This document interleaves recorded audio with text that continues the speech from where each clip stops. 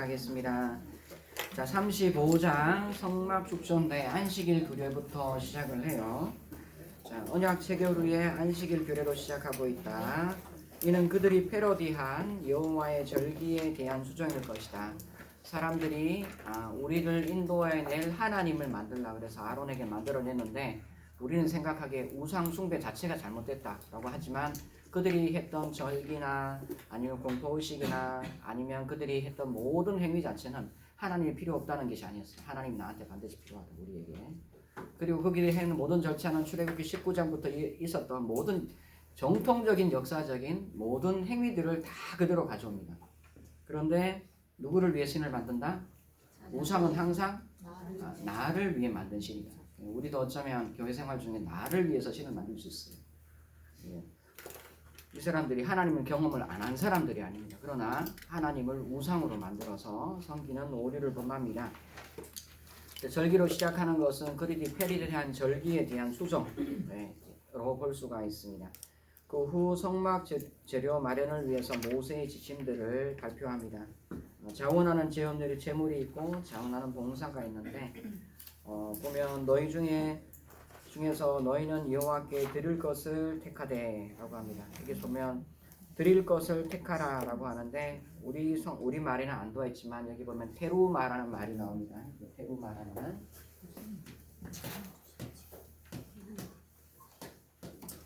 나중에 이제 출애굽기에 가면 나오겠지만 테루마, 이게 루움이란 말이 아브라함 할 때 요거 들어가거든요. 교만하다 할 때도 루움 들어가요. 교만도 되고 높다도 되고, 성경 히브리어에서 루움이란 말은 높다, 들다 이런 뜻이에요. 그래서 테루마란 말은 거제를 뜻합니다. 그러니까 들어서 놓는 제사. 하나님께 드리면 들어서 놓고, 이게 거제입니다. 거제, 테루마. 너희 소유 중에 너희는 여호와께 드릴 것을 택하되, 너희 중에 거제를 취하라고 합니다. 마음에 원하는 자는 누구든지라고 합니다. 콜 르디프 리포 해서 그의 마음에 자원하는 자는 뭐든지. 그래서 자원하는 사람은 누구든지 하나님께 갖다 드린다라고 이야기를 합니다. 그리고 자원하는 봉사가 있습니다. 무릇 너희 중에 지혜로운 자는 와서, 마음이 지혜로운 자는 와서 여호와께서 명하게 쓴 것을 만들어라 해서 성막의 모든 재료들은 자원하는 마음으로 통해서 만들어져요. 굉장히 놀랍습니다. 회복이 빠른 것 같습니다. 그렇게 이렇게 김송아지 사건 이후 굉장히 파탄된 관계였지만 모세의 노력으로 사람들의 마음이 정상적으로 돌아왔나 봐요. 굉장히 자기 형제와 사람들이 최소 3,000명 이상 죽었는데, 이게 뭐 안식일 규례 이야기하고 성막 만들겠다 이렇게 하면 사람들이 따라올까요?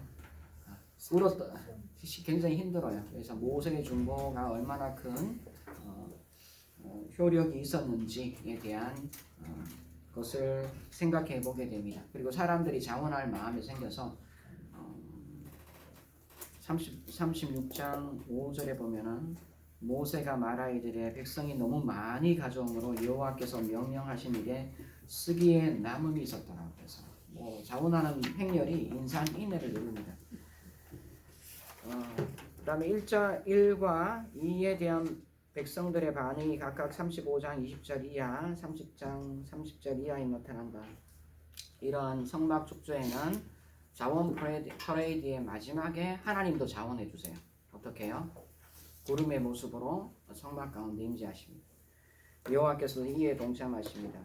유다 지파의 우리의 아들 부사레를 지명하고 다한 지파의 아히사막의 아들 오홀리압을 감동합니다. 두 사람 모두 하나님이 주신 지혜가 충만하게 되었습니다.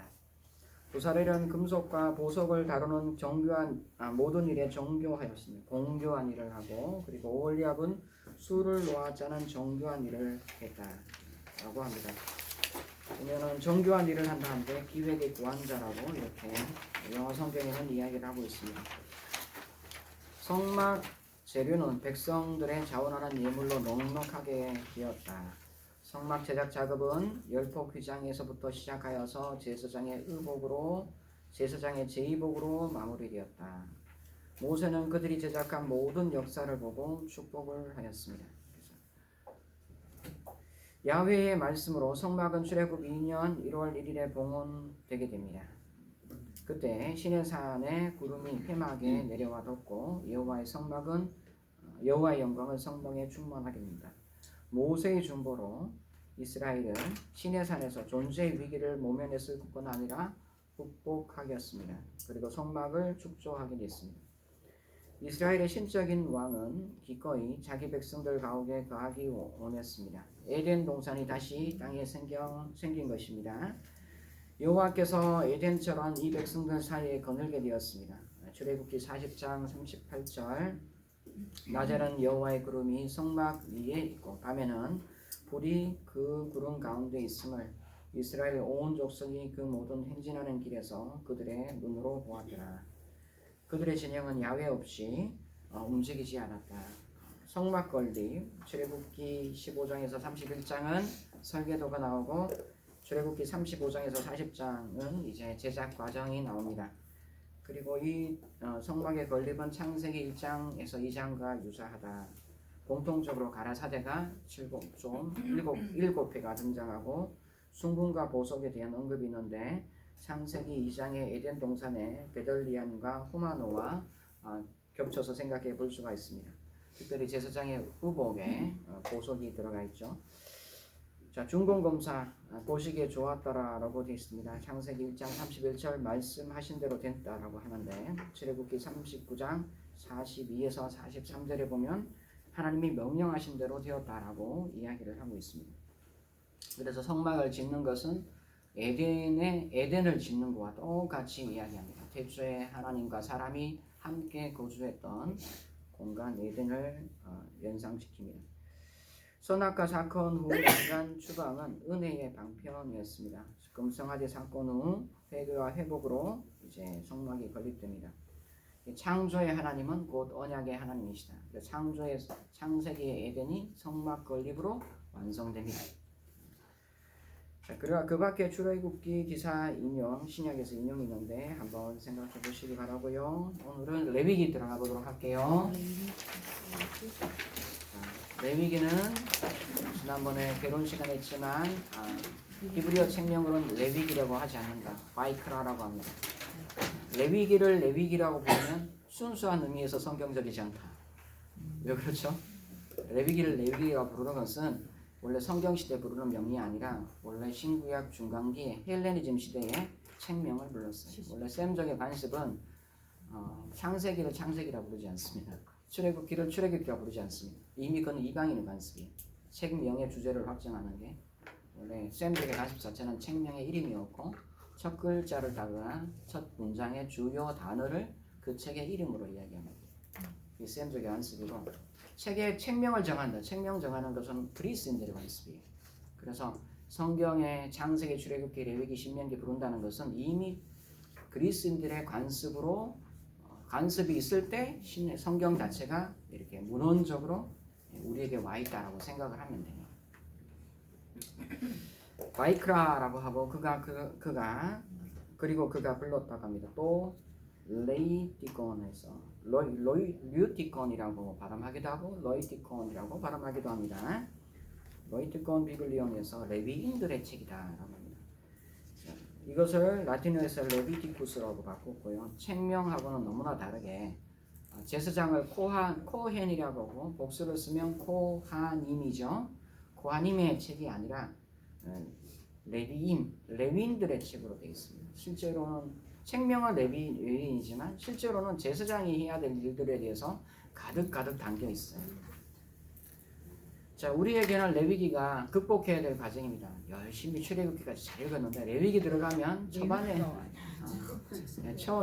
7장 들어가고 그 다음에 한 3장 좀 흥미진진하더니 그 다음 또 정부정이 되면 굉장히 잠이 오고 왜 했나 싶고 그 다음에 요금 좀 읽을만 하다가 이제 민수기 넘어갑니다.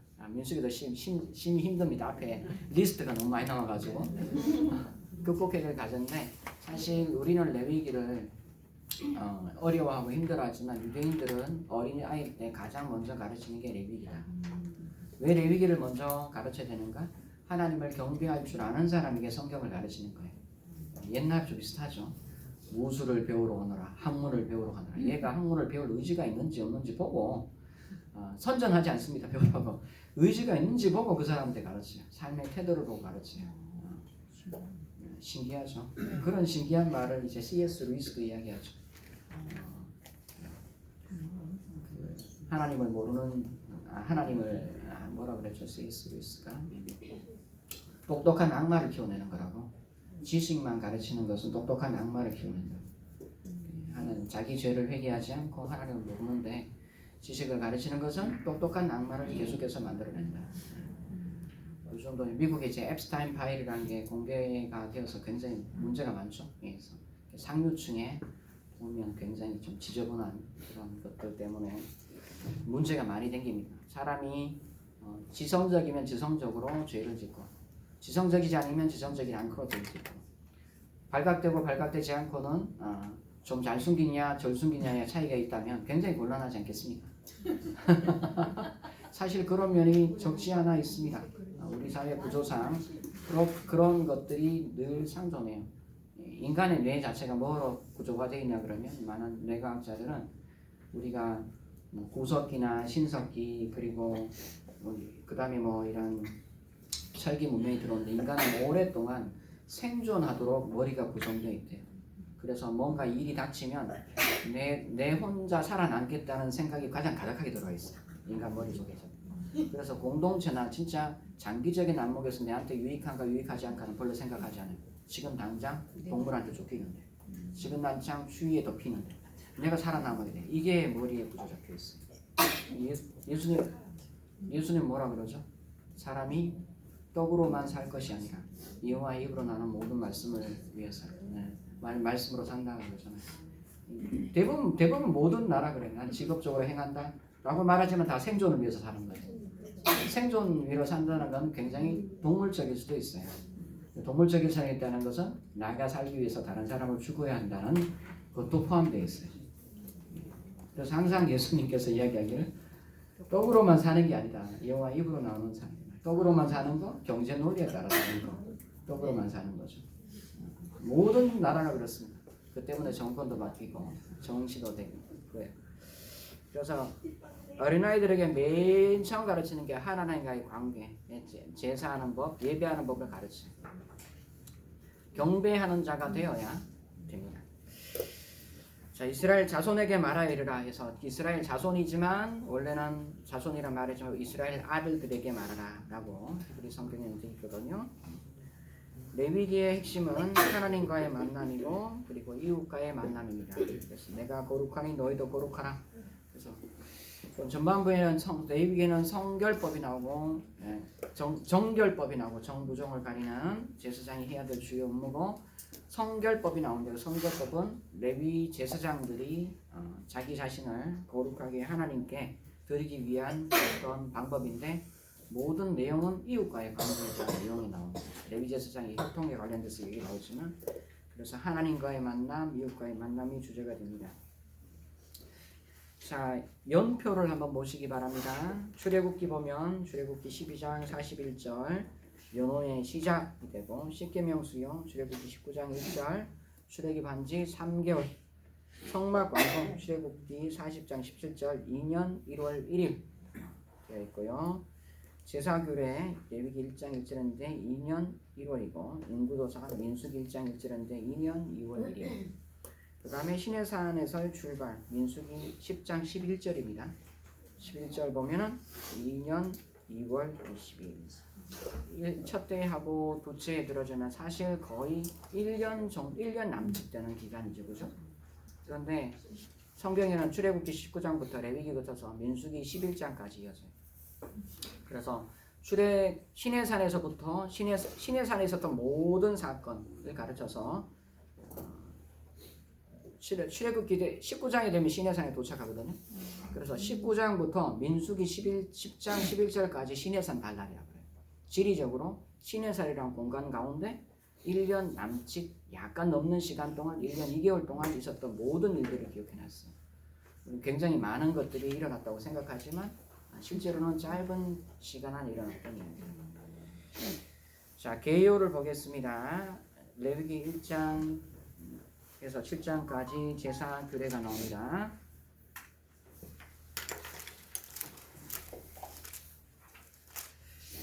자, 레위기 1장에서 뭐 생략되는데 7장은 성막 완성과 성막 공사가 서인이 완성되었을 때를 상정을 합니다.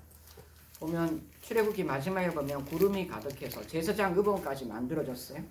그 이전부터 시작해서 제사장 의복 만들면 이제 제사장이 제의복을 입고 제사를 집례해야 돼요. 그래서 성막을 봉헌하고 들어가려고 그러는데 못 들어갔어요.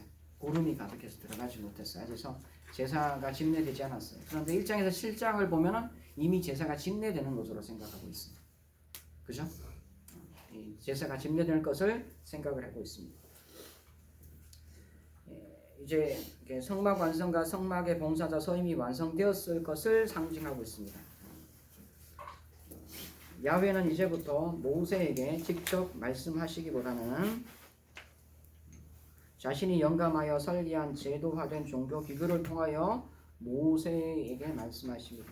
레위기의 시작은 이것을 알려주고 있습니다. 창세기 1장과 마찬가지로 언약의 하나님은 설립된 자신의 질서에 자율적인 권한을 부여하신다.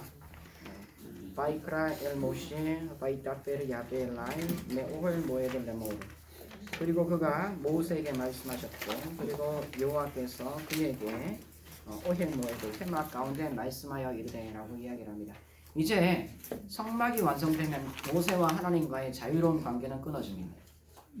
이제는 모세 스스로도 하나님이 제정하신 제도 안에서만 활동하게 돼요. 우리는 종종 이제 제도화되면 나쁜 것이라고 생각을 합니다. 이것은 하나의 운동으로 있어야 살아 움직이는 거라고 하지만 모든 것은 제도화되지 않으면 후손까지 이어지지가 않습니다. 다음은 처음 정신이 올바로 살아남을 수 있도록 제도화시키는 것이 중요합니다. 그런 게 기억에 남기기 위해서 히브리인들이 보면 이게 이스라엘 백성들은 끊임없이 1년에 4차례 절기 행사를 하고 쉬고 낭독하고 그리고 자식들에도 외우도 가르치고 끊임없이 잊어버리지 않도록 노력하고 있어요. 자, 그래서 성스러운 것이 제도화된다. 이게 상당히 중요한 국면입니다. 그래서 이제는 하나님에 대해 말씀하실 때 모세에게 항상 성막으로 와라 그래요. 성막으로 통해서 말해요. 성막 없이 말하지 않습니다. 이제는. 그리고 예물 규정이 계산됩니다. 제가 이 이야기하면 항상 그런 생각이 들어요. 제가 아주 어릴 때 꿈이 목사 되는 거였는데 단 하루 바뀐 적이 있어요. 책받침 보고 우주 비행사 너무 멋있다 그림이. 그래서 하루는 내가 우주 비행사 되고 싶다. 어릴 때부터 별명이 학교 가면 집사가 목사였어요. 아주 목사 되긴 멀었으니까 집사해라 이렇게 했는데 나중에 이제 여러분 신대원을 졸업하고 목사 함수 받으려니까 강도사 보시고 굉장히 억눌러지더라고요. 하나님 나 부르신 거 맞나? 나는 그냥 재밌어서 공부한 것 같은데 뭔가 나한테 특별한 부르심이 있어야 안수를 받는 거지. 이거 안 해도 잘 살 수가 있는데 왜 내가 받아야 되지? 목사 안수를 주는 게 하나님이 아니라 이제 교회 제도 아닌가? 안수 안 받는 거잖아. 누구나 다. 이게 무슨 의미가 있는 거지 나한테? 그런 생각을 많이 하더라고요. 그래서 그때는 이제 여러분 젊은 때 팔팔할 때 신앙생활 할 때는 이제 운동적이고 역동적인 걸 좋아하지 제도적인 걸 별로 좋아하지 않아요. 제도가 마련되면 제도의 어두운 그림자도 또 생깁니다. 모든 제도가 다 그렇습니다. 그런 거에 대해서 또 굉장히 민감한 것도 있고 그래서 좀 그렇지 않았는가 생각합니다. 하지만 하나님은 만들어 놓은 질서 위에 일하세요. 질서의 하나님이시다. 항상 우리는 생각해 봐야 된다. 세상 우리가 종종 완벽을 요구하는데 사실은 내 삶이 불완전하기 때문에 완벽을 요구해요. 스스로 완벽한 사람은 불완전을 덮어줄 수 있어요. 스스로 충만한 사람은 남에게 날려줄 수 있어요. 스스로 부족한 사람은 그렇지 못하다. 늘 이제 내 거라고 생각을 하고 있어요. 나누고 주어주면 날마다 넘쳐난다. 지식도 이제 계속 이렇게 비워내야 새로운 게 들어서요. 여러분의 사역도 그렇습니다. 요만큼 했고 그만해야지 라는 생각하지 마시고 나를 비워내면 또 태워지는 게 또 있어요. 자, 그리고 예물 규정이 계산됩니다. 이스라엘 자손에게 말하여 이르라. 너희든지 여호와께 예물을 드리거든 드리려거든 가축 중에 소나 양으로 예물을 드리라. 여기서 예물이란 말을 제가 히브리어로 되어 있죠? 코르반이라고 합니다. 코르반. 신약 성경에 하나님께 드림이 되었다. 고르반 이렇게 하죠. 거르반이란 말은 제사의 전문 용어 중에 하나입니다. 원래 카레브라는 단어가 가깝다는 뜻입니다. 이걸 동사로 만들면 가까이 가다 이런 뜻인데 헌물하다 이런 뜻이 됩니다. 가까이 헌물하다는 것은 가까이 가서 이렇게 직접 드리는 걸 이야기하는 그런 뜻하는 것입니다. 코르반인데 너희 중에 누구든지 여호와께 예물을 드리거든. 이 예물이란 말이 예물이란 단어가 여러 가지 주로 쓰는 것이 민하라는 말이에요. 민하. 이거를 예물이라고 해요. 민하.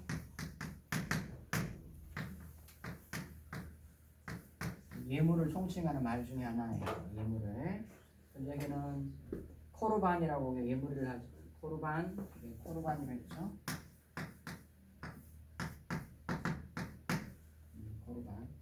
코르반이라고 하는데 이거를 이제 예물이라고 이야기하는데 이 코르반을 어디에 나오냐 하면 레위기 맨 마지막에 가면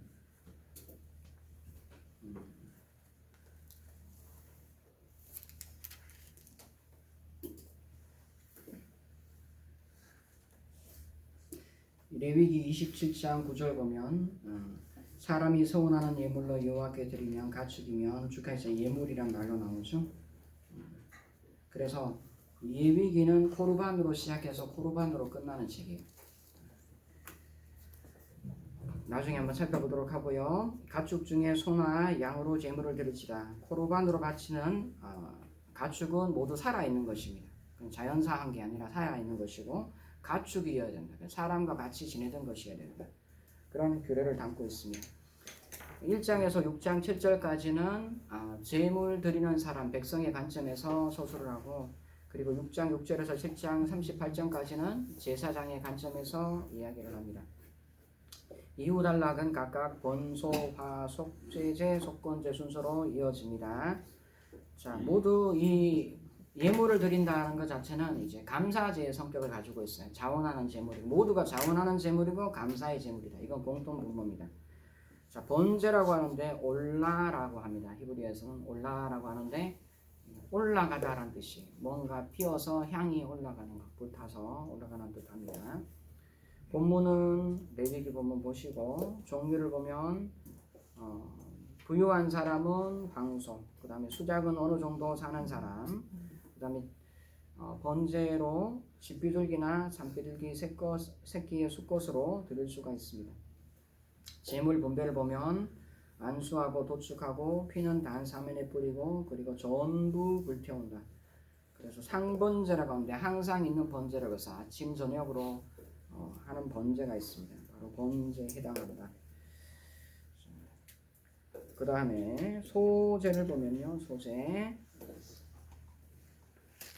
민하라고 하는데 이게 예물이란 뜻으로 많이 사용되고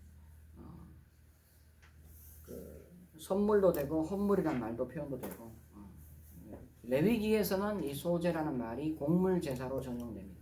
곡물제사. 나중에는 예물 전체를 총칭하는 말, 제사 예물을 총칭하는 말로 사용됩니다.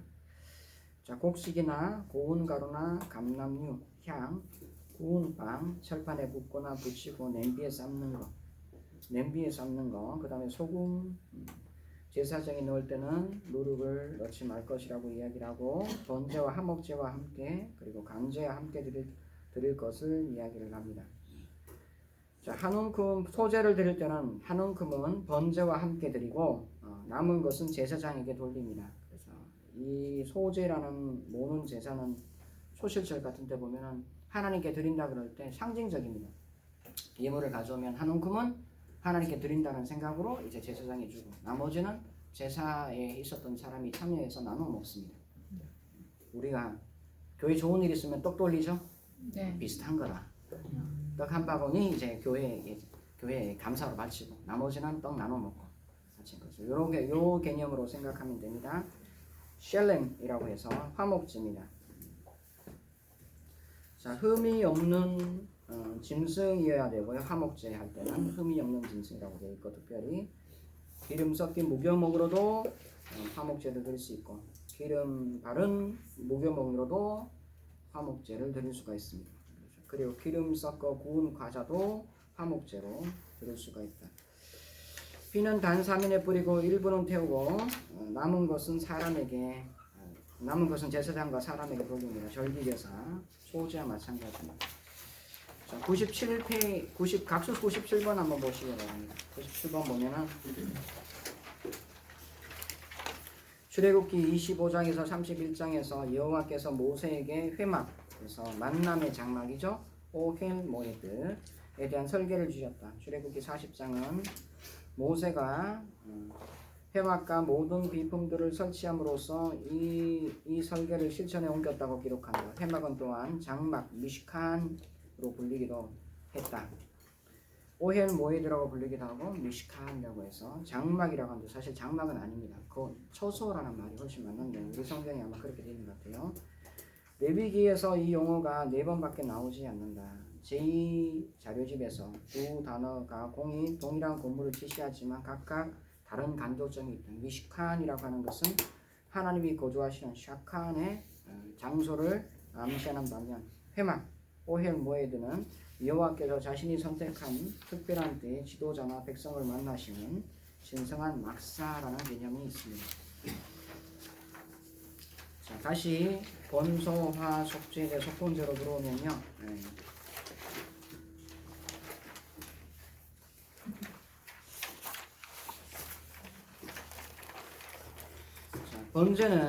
번제를 보겠습니다. 올라라고 하고 전부 불태워서 드리는 주로 향기로운 제사라는 말이 덧붙여 올라갑니다. 하나님께 향으로 드리는 제사, 분향 제사도 있지만 제물 제사도 있다. 제단 위에 전부 태우는 제사로 다른 제사들과 구별된다. 예배자는 그 머리에 안수하고 직접 가죽을 벗기고 각을 떠서 죽는다. 이게 생축으로 드린다고 그랬죠. 자, 동물이 태어나서 기르기까지 굉장히 오랜 시간이 걸립니다. 그죠? 거기 나단 이야기를 보면은 나단이 다윗에게 질타하는 그 이야기 있잖아요. 바세바 사건에 보면은 굉장히 가난한 한 농부가 나오는데 양이 한 마리 바뀌었는데 그 집에 자기 딸과 같다라고 합니다. 자기 아들과 같다. 동물이라는 것은, 가축이라는 것은 인력을 위해서 필요하지만 그것을 기르는 농부에게는 자기 가족의 일원이에요. 그래서 이 번제를 드린다는 것은 굉장히 큰 의미가 있습니다. 그리고 속죄제를 드린다. 자기 대신해서 자기의 분신과 같은 한 사람이, 한 동물이, 생명체가 죽는 거예요. 예배자는 머리에 안수한다. 그리고 직접 가죽을 벗기고 자기가 직접 죽여야 된다. 굉장히 끔찍하죠. 제사장 아론의 자손들은 피를 모아서 제단 위에 뿌리고 동물의 살점을 제단 위에 불 위에 놓는다. 이렇게 하나님께 바치는 의미의 번제 드리는 자가 속죄되며 여호와 앞에 연락되기 때문입니다. 예배를 드리는 자는 이 희생 제사를 통해서 자기 자신을 하나님께 바친다. 이러한 이제 제사, 동물 제사로 드리는 제사는 이스라엘만 있는 게 아니라 고대 근동에 다 있습니다. 그리스도 있고. 여러분 한번 이 분위기가 어떤 분위기인지 한번 생각해봐요. 자기 자신을 돌아보고 정화시키고 회개하는 시간이거든요. 여러분 이제 캠프 갔어요. 모닥불 옆에 앉아서 밤새 봤죠? 밤새진 않았지만 불 앞에 사람이 있으면 사람이 잠잠해지고, 그리고 사람이 자기가 가만히 타는 것을 보면서 정화됩니다. 그리고 동물 제사기 때문에 완전히 불태우면 향기도 나쁘지 않습니다. 지방 타는 냄새. 그래서 그 분위기를 생각하면 돼요. 이거 타려면 오늘날 사람도 이제 소천하시거나 돌아가시면 화장하잖아요. 정상적으로 하면 한 2-3시간 걸립니다. 그게 맞습니까? 근데 이제 빨리 해가지고 그거를 빨리 이제 정리하는 방법으로 기술이 발달해서 금방 끝나게 만들죠. 실제로는 그렇지 않습니다. 사람보다 큰 이제 짐승이 불타는 거는 굉장히 오래, 완전히 소각돼서 제가 되려면 굉장히 오래 시간 걸립니다. 그 시간 동안 뭐 해야 되죠? 제사하는 사람은 거기 계속 지켜봐야 돼요. 그래서 자기를 돌아보고 회개한다는 건 굉장히 오랜 숙고의 시간이 필요합니다. 그러면서 그거 보면서 자기 오만 생각 다 들겠죠. 자기를 정화하고 회복하는 게 번제다. 하나님은 인간의 감성이라는 걸 너무 잘 알아요. 기억력도 잘 알고. 그래서 이런 제사 제도를 통해서 자기를 다시 하나님께 나아갈 수 있도록 만들어줘요. 오늘날에는 이런 좀 기나긴 의식 자체가 많이 사라져 있습니다. 소제는 동물 제사에 더하여 바치기는 하지만 번제 대용으로 드려지는 가난한 사람들의 제사입니다. 번제와는 달리 그 일부만 제단 위에 바쳤고 다 바치지 않습니다. 나머지는 제사장이 가져갔고 여호와께 향기로운 냄새로 드리는 제사입니다. 화목제는 목적은 속죄보다는 축하입니다. 화목제. 경사스러운 일에 화목제가 바쳐지며 동물의 일부는 태우고 일부는 제사장에게 일부는 예배자와 가족들이 나누어 바칩니다. 화목제로 드리는 제물, 주로 나누어 먹는 제물은 피는 제단에 바치고 생명의 근원인 하나님께 돌려드리고 그리고 신장을 번제단 위에 불태우고 또 뭐가 있죠? 앞다리는 제사장에게 주고 나머지는 사람들이 제사하는 참여하는 사람이 나눠 먹는다. 제사를 드리는 사람은 구약 성경에서 한 가문의 수장이던가 대표예요. 소 한 마리 잡는다. 부자가 소 한 마리 잡지만 그 사람 혼자 예배드리지 않습니다. 따르면 모든 가족과 그의 거하는 객과 종도 같이 따라오죠. 이렇게 따라와서 소 한 마리 잡고 하나님께 제사 드리고 나눠 먹고 이렇게 되는 겁니다. 그래서 이제 화목제라는 것은 대절기마다 바베큐, 하나님 앞에서 바베큐 해 먹는 거 라고 생각을 하면 됩니다. 그래서 구약의 제사제도는 우리가 너무 피의 속죄에 관련된 피 관련돼서 굉장히 각인된 강한 이미지가 있지 실제로 구약의 절기대로 살면 1년 내내가 축제예요. 즐거운 삶이에요. 즐거운 삶입니다. 화제에서는 기름과 콩팥, 피는 하나님께 드립니다. 화목제에서는 가슴과 뒷다리는 제사장의 몫입니다. 뒷다리 제사장의 몫이다 라고 합니다. 가슴이라는 말이 여기는 안 나오는데 후대에 추가됩니다. 그리고 나중에 또 뭐 양볼 이런 것도 또 추가됩니다. 아마 제사장의 몫이 부족했던 것 같다라는 생각을 합니다. 그래서 제사제도 내에서 제사제도가 변천하고 발전합니다. 오경 내에서 오경의 규범도 발전하고 변천합니다. 그래서 종종 이게 제가 얘기하지만 율법은 율법적이다. 정해진 대로 해야 된다. 라고 하지만 오경 내에서도 정해진 바가 바뀌어요. 그래서 조금 어떻게 왜 변천하는지 왜 그런 현상이 있는지 질문해 봐야 된다. 우리가 생각하는 엄밀한 법물정 이런 게 아니다 생각하면 좋겠습니다. 자, 속죄제라고 합니다. 하타트라고 하는데 중간에 점이 하나 들어가 있습니다.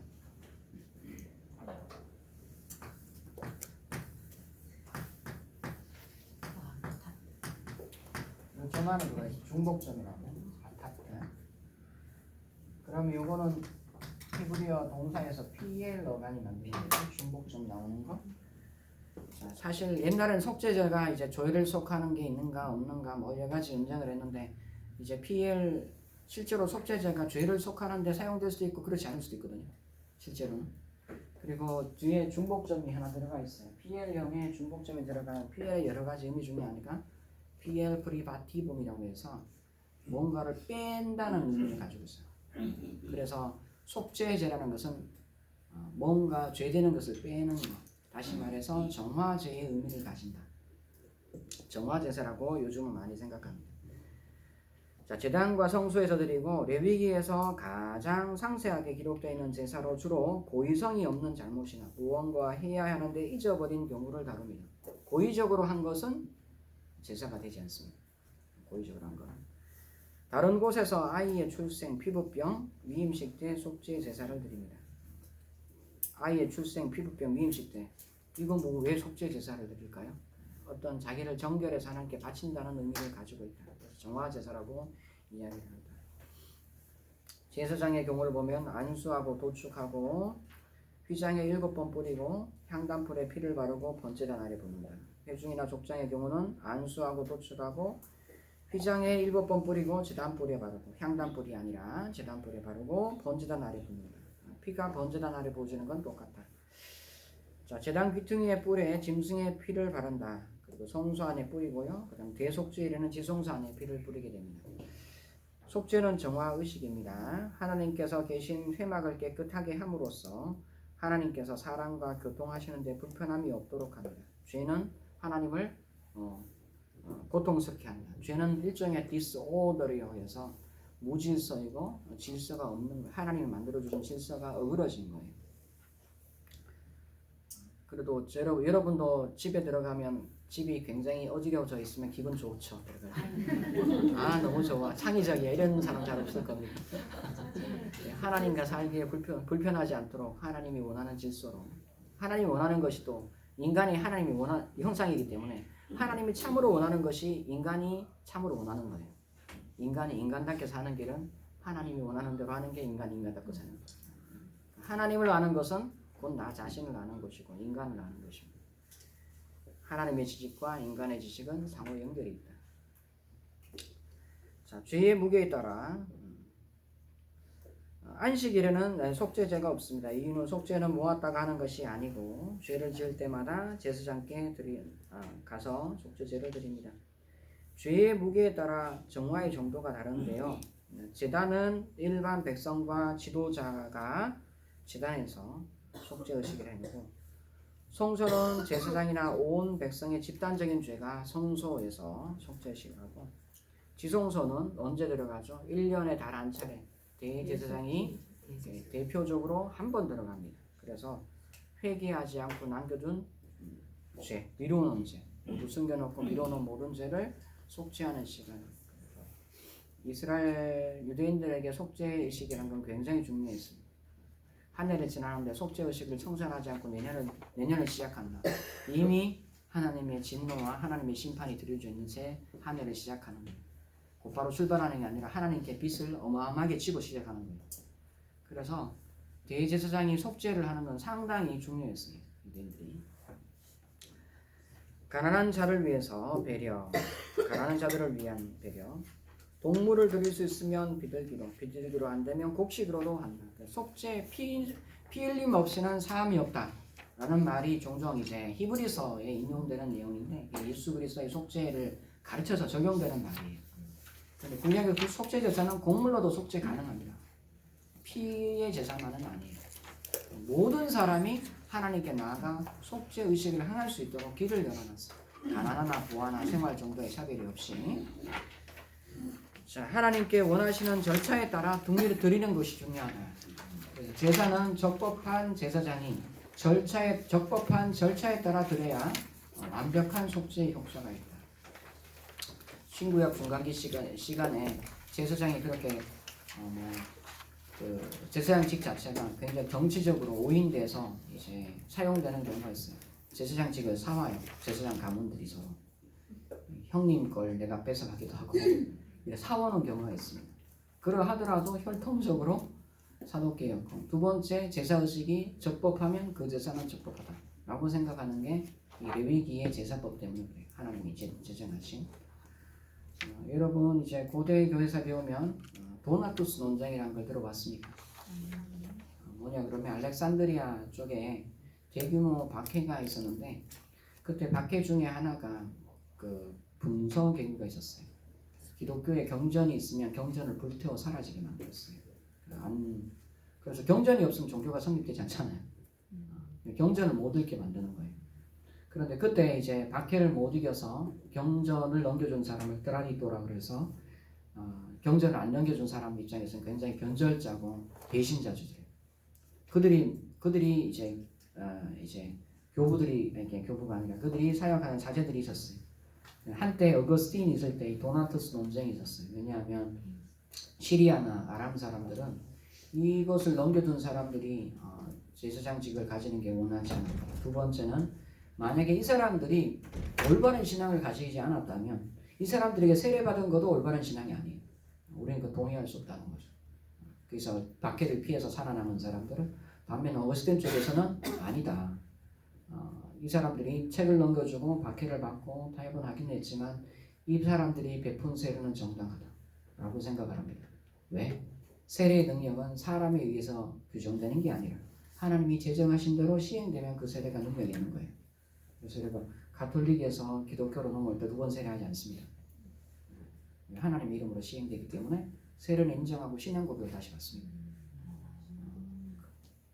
때문에 그런 거예요. 제도라는 게 그런 거예요. 제도화 시킨다는 것 자체가 적법한 절차에 적법한 사람이 시행하면 하나님 말씀대로 그게 시행된다는 의미가 가지고 있습니다. 우리 생각에는 그걸 못 받아들여서 교회가 분열합니다. 나중에 이제 어거스틴 쪽이 이기긴 하지만 여전히 나중에 그 도나투스파 사람들은 동의하지 않아서 지금 에티오피아 정교회로 남아있는 사람들, 옛날 도나투스 논쟁에 있던 사람들이다 라고 생각을 하면 됩니다. 에티오피아 정교회? 이집트 가면 있습니다. 10분의 1, 이집트 인구의 10분의 1이 이제 에티오피아 정교회 소속 사람들이에요. 10분의 1 정도가. 무슨 이야기가 되려됐죠? 절차에 따라 하는 거예요. 절차에 따라 하는 게 되게 중요합니다. 제사에는. 자, 제사의식이 전부 나오진 않은데 이 레위기 제사법으로 제사하라 라고 하면 제사 못합니다. 왜? 제사에 관련된 모든 장면이 다 설명되지는 않아요. 특별한 케이스만 이야기되어 있어요. 그래서 이미 나머지 모든 것은 일반적으로 알고 있는 것. 그리고 이것은 제사장 생도들이 알아야 될 필수적인 것. 왜? 당시에는 그게 보편적이니까. 학교 오면 출석 부르고 시험 보고. 이 너무 당연하다 라고 생각하는 거예요. 시험을 어떤 식으로 봤나? 이건 기록하지 않고 있더라 하고 똑같은 양입니다. 실제로 제사 가면은 굉장히 이제 여러 가지 멘트를 하게 되는데 5장 5절 보면 제사를 드릴 때 나는 무슨 일에 잘못했다라고 제사장 앞에서 이렇게 고백을 하게 됩니다. 그리고 제사장은 제사를 받고 그가 사함을 받았다고 속죄 선포를 하게 됩니다. 레위기 5장 5절 이 중에 하나의 허물이 있을 때는 아무 일에 잘못하였노라 자복하라 이렇게 이야기를 합니다. 그 다음에 속건제라는 게 있습니다. 아샴이라고 하는데 아샴 제사 또 다른 의미에서 속건제를 어토먼트라고 합니다. 어토먼트 배상의 제사라고 합니다. 배상 물려주는 제사.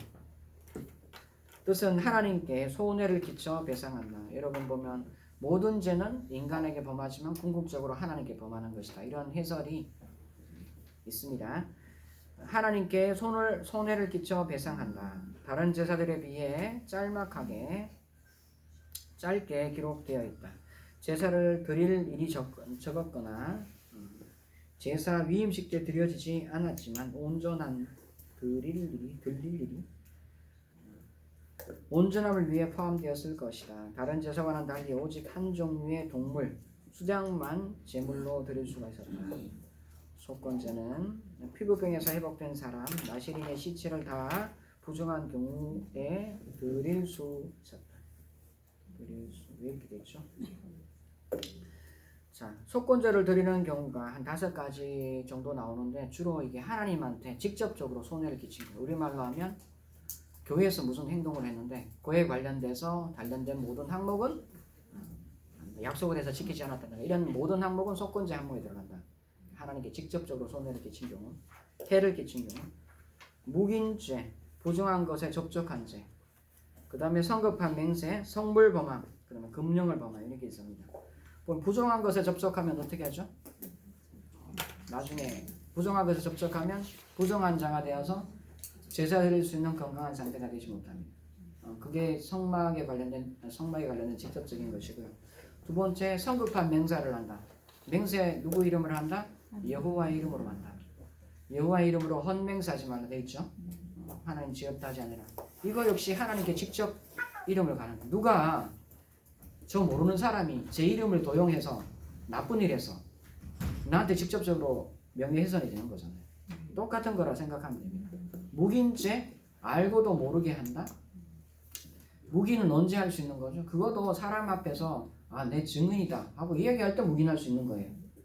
그래서 사람에게 서로 이야기하거나 회의를 하거나 재판을 하는 모든 경우는 여호와 이름으로 합니다. 저는 종종 여호와 이름으로 하고 교회에서 안 좋은 일이 일어나는 경우가 있더라고요. 근데 아무도 속건제를 바치지 않더라고요. 여호와 이름을 여호와 이름을 헛되게 부르는 기도는 항상 형식적으로 하더라고요. 보니까 그 결과를 보면 하나님을 가장 여호와 이름을 망령되이 일컫는 지름길이 될 수 있더라고요. 이게 참 조심해야 되지 않는가 그렇게 생각하지 않습니까? 하나님은 용서하는 자판기입니까? 하나님께는 용서가 문제가 되지 않아요. 하지만 우리 자신에게는 죄성이 있기 때문에 동일한 것을 거듭 확대 반복하고 있다라고 생각해 볼 수도 있어요. 하여튼 우리가 좀 경건하게 생각해야 된다. 심지어 이방인들도 신이 나한테 천벌 내린다 이런 이야기를 하면 두려워해서 안 하는데 기독교는 담대하게 하더라. 성막학교에 속죄사 앞에 담대히 나을 수 있다니까 제일지도도 담대하더라. 참 이제 아이러니입니다. 이제 성물을 범한다 마찬가지입니다. 성물은 어떤 거죠? 하나님께 구별하여 드린 겁니다. 자, 구약 성경에서 성자로 부르는 것 코데시, 카데시로 되어 있는 모든 것은 나중에 이야기하겠지만 카데시나 코데시로 된 모든 것은 하나님께 드린 거예요. 그런데 이 하나님께 드린 것은 사람이 사용하지 못해요. 사람이 사용하지 못해요. 하나님께 전용하여 드리는 것만 모두 거룩할 성자가 붙습니다. 그래서 구약에는 하나님께 드리는 시간이 있습니다. 하나님께 드리는 물건이 있고 하나님께 드려진 사람이 있고 하나님께 드려진 장소가 있습니다. 드려진 사람은 이제 성직자 계열이고 드려지는 시간은 내 시간이 아닌 하나님이 위한 전용하는 시간, 절기의 시간. 하나님께 전용해서 드리는 물건, 성물이라고 해요. 그래서 그 성물은 하나님께 구별하여 드린 거다. 그런 것입니다. 자, 묵인죄도 똑같아. 금령을 범한 죄도 마찬가지다. 그래서 5가지 경우가 어토먼트라고 해서 배상의 제사를 드린다. 보면은 절차를 보면 먼저 화해하고 사람에게 120% 배상을 합니다. 100% 마디하고 20% 더 줍니다. 그리고 속건제를 드리게 되어 있습니다. 자, 해리스는 성소의 자산이 유용될 수 있는 2가지 방식을 제안합니다. 성소의 창고가 훼손될 수 있는 열등한 진심을 드림으로써 혹은 망각하는 바람에 요구된 재물을 바치지 않음으로써 열등한 재물을 드린 경우 말라기에 나오죠.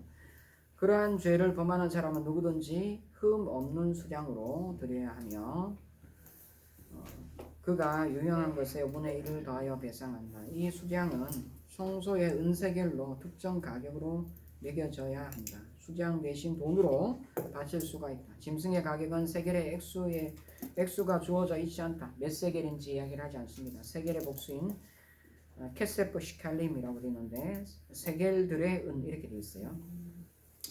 세겔의 복수인 것을 근거해서 랍비들은 최소한의 비용이 2세겔일 것으로 이야기를 합니다. 세겔의 액수는 아마도 진리하는 제사장이 정했을 것이고 시시때때로 달랐을 것이다.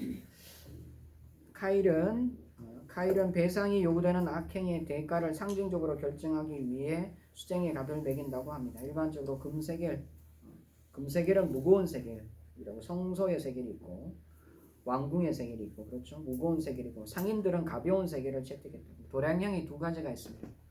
성소에 사용하는 도량형이 있고 그리고 일반 상거리에서 사용하는 그런 도량형이 있더라. 반면 성전은 계속해서 단지 무거울 세겔만 사용하였습니다. 관행은 성전 경내로 들어가는 입구에 환전상의 존재가 필요하게 했다. 그래서 결과적으로는 성전에 환전상이 존재하게 되는 이유가 됩니다. 예수님이 환전상을 엎어서 당시 여러분 신약 성경을 보게 되면 성소의 세겔이 무거운 세겔인데 당시 성소의 환전상들은 굉장히 폭리를 취했어요. 굉장히 무거운 세겔을 매겼어요. 환전상은 상당히 필요했어요. 사람들이 재물을 가지고 오는데 가지고 오다가 죽을 수가 있어요. 다칠 수도 있어요. 성소에서 제사장 레위인들이 길러낸 흠없는 것으로 바칠 필요가 있었겠죠. 두 번째 성전에서 세겔도 필요했겠죠. 필요한 내용이었는데 제도가 부패했다. 예수님께서 엎으셨다. 이런 내용이 신약에 나옵니다. 자, 그 다음에 요거까지 하고 저희가 쉬겠습니다. 미츠베아흐 잘못 써놨네.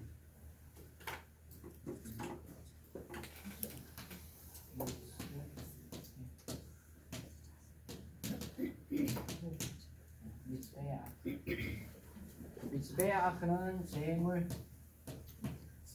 여기 미츠바크가 되니까 미츠베아크는 재물을 뜻하고 미츠바크. 미츠바크는 재단을 뜻합니다. 미츠베아크는 재물을 뜻합니다.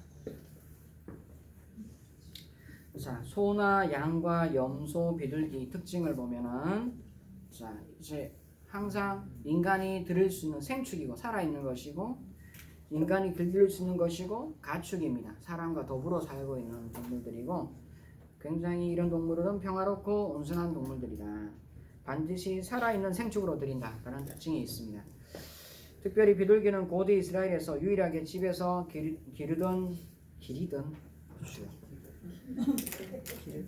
기르던 새였습니다. 그래도 많이 교정됐습니다. 저도 한때는 뭐 생각나는 걸 빨리 적지 않으면 잊어버리거든요. 지금 위에도 오타가 많아요. 많습니다. 많이 교정됐습니다.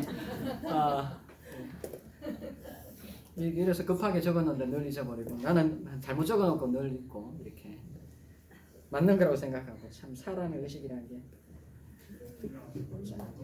자, 특별히 비둘기는 고대 이스라엘에서 유일하게 집에서 기르는 새였다. 언제나 이 쌍쌍이 붙어 다닌다. 한 마리가 죽으면 결코 다른 비둘기와 함께 살지 않고 죽을 때까지 산다. 그래서 왜 이 종류의 동물만 이제 제물이 되는 거에 대해서 유대인들이 랍비들이 왜 이럴까 깊이 묵상하고 해석한 것이 미드라시다. 미드라시. 유대인들의 미드라시라는 말 자체가 공부, 연구란 뜻이에요. 미드라시.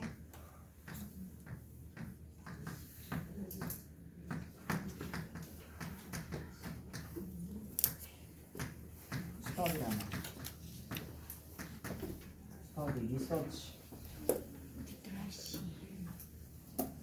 공부나 연구를 뜻하는 말은 미드라시입니다. 우리말로 하면 주석입니다. 주석. 신약 성경 주석, 구약 성경 주석. 자, 미드라시는 이것을 묵상하고 이렇게 이야기를 합니다. 유대인은 하나님하고만 산다. 내 동물 모두 유대인의 성격과 일치한다. 이렇게 얘기합니다. 감사 헌물을 드리는 원리, 힘이 닿는 능력에 따라 기쁜 마음으로 인색하지 않게 이렇게 합니다. 피를 먹지 말라. 피에는 생명이 있다. 생명은 하나님의 것이고 짐승의 생명도 하나님의 것이다. 사람이 생명에 손을 대면 안 된다. 그래서 제단 아래 뿌려서 하나님께 드립니다. 요거까지 자 보면은 제무의 번제를 드린 자까지 보겠습니다. 예물을 드리는 사람 예배자이고 제사장이 하는 일이 있는데 총 10가지 절차가 나오는데 첫 번째는 회막문 앞에 제물을 가져오는 것, 그 다음에 제물에게 안수하는 것. 안수식은 각주 99를 보면은 죄의 정가로 안수로 동일시와 연합하게 된다. 그래서 안수하는 것은 나와 이것과 동일하다라는 의미를 가집니다. 제물 드리는 자의 안수식은 자신의 죄를 고백하며 지성소를 바라보게 합니다. 그 다음에 제물을 죽입니다. 도축 장수는 각주 100번 보면 제물이 클수록 단에서 멀어집니다. 제물이 큰 거 가져온다. 부자가 가져오는 거죠. 제물이 가진 거 가져온다. 좀 가난한 사람이 가져올 수 있습니다. 그래서 큰 제물은 회막문에서 제단에서 제일 먼 곳에 잡혀지고 양은 단 부편에서 그래도 안에서 잡혀져. 양이나 염소 같은 거. 새 같은 경우는 단에서 잡습니다. 형편이 약한 사람들의 제물이 제단에 더 가까이 들어질 수 있도록 구성이 되어 있습니다. 자, 그 다음에 제물을 죽인다. 4번 보면 제물의 피를 번지단 사면에 뿌린다. 번지단 사면에. 그 다음에 이 뿌리는 피의 의식은 누구나 제사장이 해야 돼요. 피를 받아서 뿌리는 거는.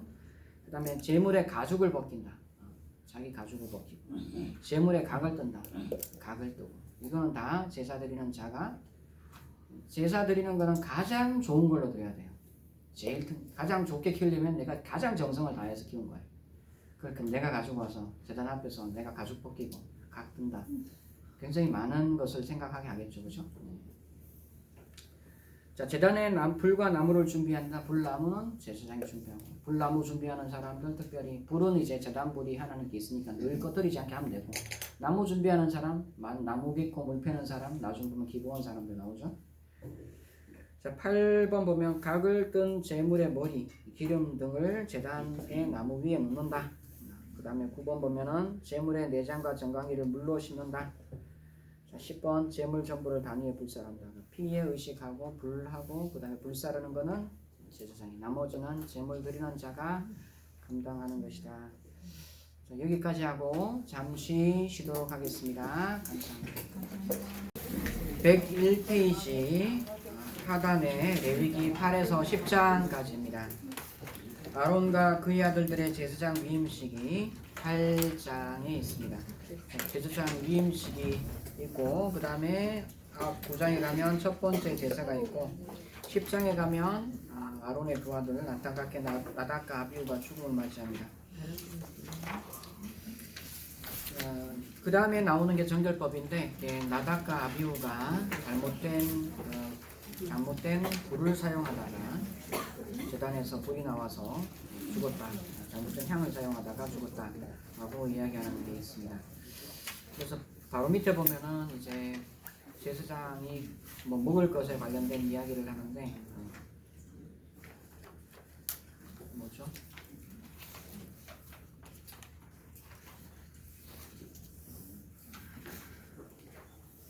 자, 8절 9절 보면 10장 8, 9절 보면 여호와께서 아론에게 말씀하여 이르시되 너와 내 자손들이 회막에 들어갈 때는 포도주와 독주를 마시지 말라. 그리하여 너희의 죽음을 면하라. 이는 너희의 대대의 영영한 규례니라 하고 10장 8, 9절에 이렇게 이야기하거든요. 나답과 아비후의 불사건 이후에 아마 나답과 아비후가 혹자는 이야기하기를 나답과 아비후가 제사장 위임식하고 첫 번째 제사를 드리고 사람들이 나눠 먹고 전제로 붓는 뭐 포도주도 있고 하니까 이 사람들이 아마 술을 취해서 제사를 진행하다가 이런 분변을 당했다 이런 이야기를 하더라고요.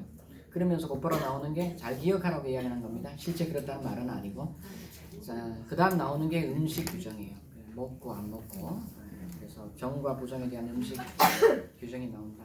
102페이지 보면은 정하다는 말은 히브리어로 타하르란 말이고 부정하다는 것은 부정탐에 이렇게 합니다.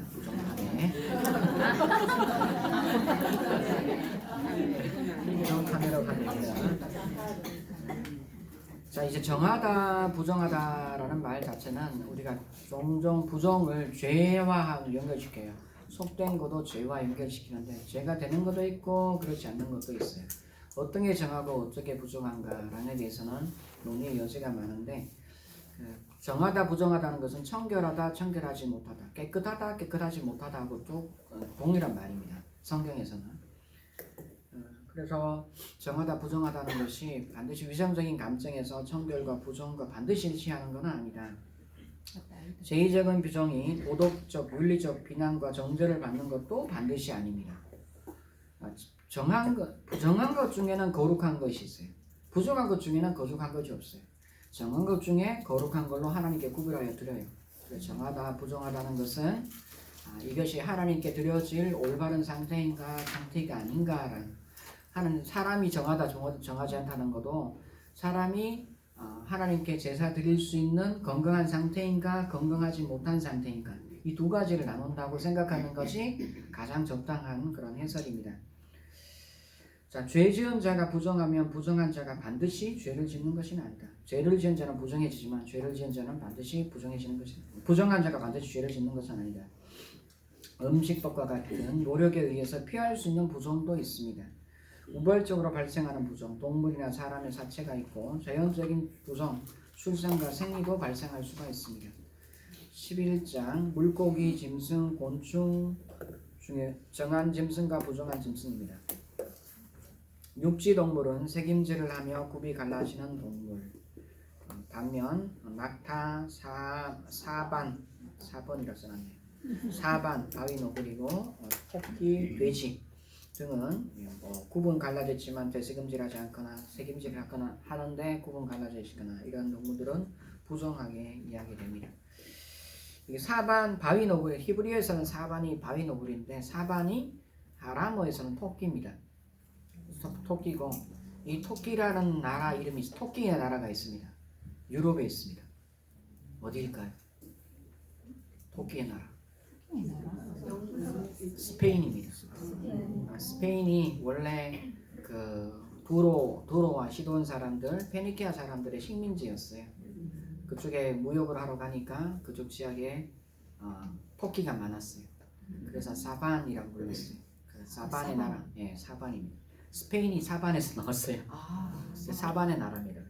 그래서 스페인이 라틴어가 아니라. 자, 물고기가 있으면 지느러기가 있고 비늘이 있다. 이것은 정한 동물이고 오징어, 낙지, 장어, 게, 가재, 조개류 등은 먹을 수가 없습니다. 유대인들도 뭐 토끼, 돼지 있지만 돼지고기 먹습니다. 부정한데 어떻게 먹을까요? 돼지라고 하면 못 먹습니다. 그래서 돼지고기가 하얗잖아요. 정육점에 가서 하얀 고기 달라고 그래요. 돼지고기는 부정한 짐승이어서 하나님의 정한 땅에 있어 하나님이 재단이 만들어질 수 있는 정한 땅에 있을 수가 없어요. 수요가 있으면 어디서 만들까요? 그래서 유대인들 이스라엘 가면 브엘세바까지가 성경에서 보면 약속의 땅이 브엘세바 넘어가면 약속의 땅이 아니야. 그 브엘세바에 대규모 돼지 농장이 있는데 부정해지면 안 되는 땅이 그래서 땅에서 띄워서 키웁니다. 마루 같은 데 띄워서 굉장히 재밌죠. 그래도 어떻게든 본인들이 지키려고 노력한다. 대단한 지혜 같습니다. 재밌는 이야기입니다. 하여튼 지느러미 비늘 하여튼 성경에 문자적으로 찍혔어요. 부정한 동물이 거룩한 땅에 발을 닿지는 않았어요. 이게 잔머리 소리잖아요. 그래. 제일 지혜가 아니라. 그래.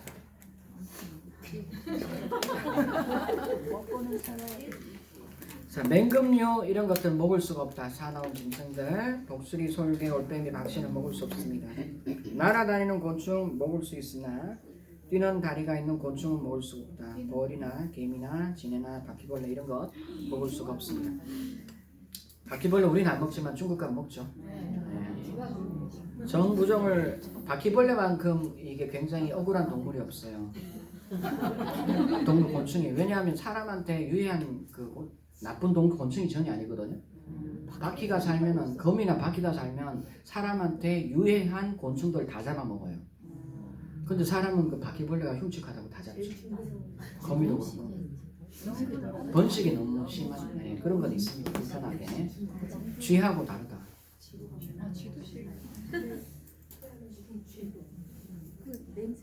냄새도 좀 특이하고죠. 바퀴 생각하기에는 우리가 냄새 난다 그랬거든요. 우리가 외국인 만나면 특이한 냄새 나잖아요. 먹는 음식 때문에 생기는. 한국 사람 만나면 김치 냄새 나고 마늘 냄새 난다고 표현합니다. 정부정을 구분하는 해석적인 원칙들 보겠습니다. 임의적인 설명 가장 편한 방법입니다. 문자 그대로 하나님이 정하셨으니까 불변하는 것이니까 우리는 뜻은 모르지만 그대로 따릅니다. 두 번째는 제의적인 설명입니다. 금지된 동물은 이방 신들의 형상이고 이방 제사에 사용되는 동물이다. 물론 이집트 사람들은 정한 동물이 돼지입니다. 양이 아닙니다. 그래서 한때 이집트의 엘레판틴이라는 동네에 이집트 사람들의 아문 신전이 있었고 이쪽에는 야훼 신전이 있었어요. 여기는 양이 정한 동물인데 여기는 부정한 동물이에요. 돼지 부정한 동물이면 돼지는 거룩한 동물이에요. 그래서 싸움 난 적이 있습니다. 이집트 사람들이 부숴버렸어요. 저 이제 굴로 들어온 이민들이 우리보다 저런 부정한 짐승으로 제사를 드리고 있다. 땅에 안 좋은 풍토를 퍼뜨리고 있다. 그래서 제단을 허물어 버렸어요. 그런 것도 있다. 자, 금지된 동물은 이방신의 형상이 어느 정도는 인정이 됩니다. 어느 정도는 인정돼요. 보면은 이제 독수리나 매 이런 종류 이집트 가면 시인의 머리로 되어 있거든요. 근데 박쥐는 없어요. 그래서 부정한 동물 중에 시인의 형상으로 되지 않는 동물들도 있기 때문에 완전한 설명되지 않는다. 위생적인 설명입니다. 건강에 해가 되기 때문에 금지한 것으로 현대 과학에서 상당히 옳은 것으로 입증이 됩니다. 돼지는 선모충병, 토끼는 야토병, 사체 먹는 맹금류는 병원을 보유하고 지느러미와 비늘이 없는 고기는 진흙 속에 파고들어 박테리아에 노출이 되고 있다 라고 이야기를 합니다. 그런 설명 가능하긴 하지만 모든 음식이 과하면 독이 되잖아요. 그래서 이것도 완전한 설명은 되지 못한다. 나름대로 우리가 모르는 뭐 깊은 뜻이 있을 것이다. 가장 각광받고 있는 설명이 이제 상징적인 설명하고 문화인류학적인 설명입니다. 정한 동물은 이스라엘이 행해야 할 행동과 습관을 보여주는 동물들이다. 덕행에 관한 동물들은 먹을 수가 있다. BC 2세기에 아리스테아스 편지. 우리는 성경이 아니지만 신구약 중간기나 예수님 시대는 성경 안으로 들어가 있던 책이에요. 아리스테아 편지에 보면 책임질 허용된 동물은 묵상의 중요성을 가르치고 있다라고 해서 특별히 이제 육지 동물에 관련돼서 이야기할 때 묵상 이때도 나오는 이야기입니다. 메리 더글라스라는 사람이 있는데 이분은 이야기하기를 부정한 동물은 이방인을 뜻하는 것이고 정한 동물은 이스라엘 백성을 그리고 거룩한 동물은 제사장을 상징적으로 나타낸다 이렇게 말합니다. 자, 문화인류학적인 설명이 있는데 굉장히 포괄적인 설명입니다. 성속 아까 제가 이야기를 했죠. 성속이라는 것은 성이라는 것은 하나님께 드리는 하나님이 전용하는 모든 것 시간 물건 장소 이거 다 성이라고 이야기합니다. 거룩할 성자라고 치고 속이라는 것은 일반 사람들이 사용하는 것을 다 속이라는 영역에 평범한 것들 이야기합니다. 정부정 정은 깨끗한 상태에서 건강한 상태고 부정은 제사를 드리기에 합당하지 않는 건강하지 않는 상태를 뜻합니다.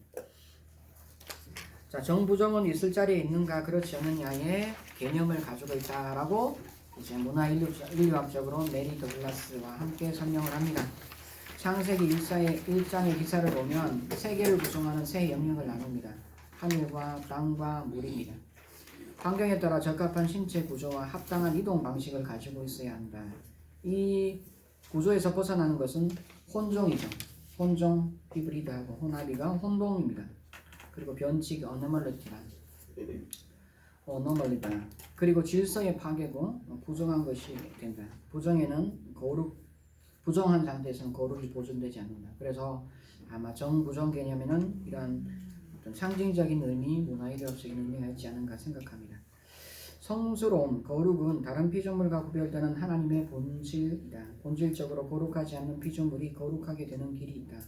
사람이나 사물의 합당한 상태가 되어 전적으로 하나님께 바쳐져서 하나님을 위한 목적과 용도로 사용될 때이다. 거룩한 사람, 예 보면 제사장이나 나시린, 거룩히 구별된 사람들이고 거룩한 물건, 예를 보면 성전 기구들, 거룩한 성물입니다.